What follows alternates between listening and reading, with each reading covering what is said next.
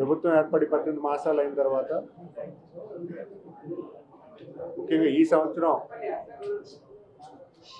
ఏవైతే గౌరవ ముఖ్యమంత్రి గారు ఎలక్షన్ ముందు ప్రామిస్ చేశారో, సూపర్ 6 పథకాలు ఏవైతే అనౌన్స్ చేశారో అవన్నీ కూడా అమలుపరిచి ఈ సంవత్సరంలో అన్ని హామీలకి నెరవేర్చడానికి పూర్తి స్థాయిలో కార్యరూపం చేయడం జరిగింది.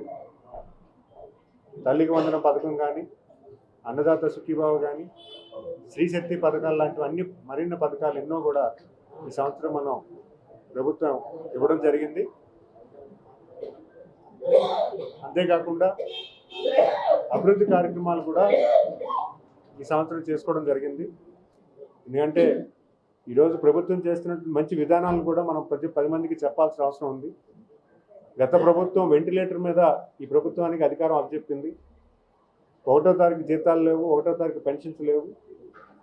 అభివృద్ధి అనేది కనుమరుగు చేసినటువంటి గత పాలకులు ఈరోజు ప్రభుత్వం అప్పచెప్పిన తర్వాత సుదీర్ఘ అనుభవం ఉన్నటువంటి నాయకుడు మన చంద్రబాబు నాయుడు గారు ఎప్పుడు సంక్షోభం, ఆంధ్రప్రదేశ్ సంక్షోభంలో ఉన్నప్పుడు ఆయనకు అధికారం అప్పచెప్పడం అనేది తెలుసు మనందరికీ.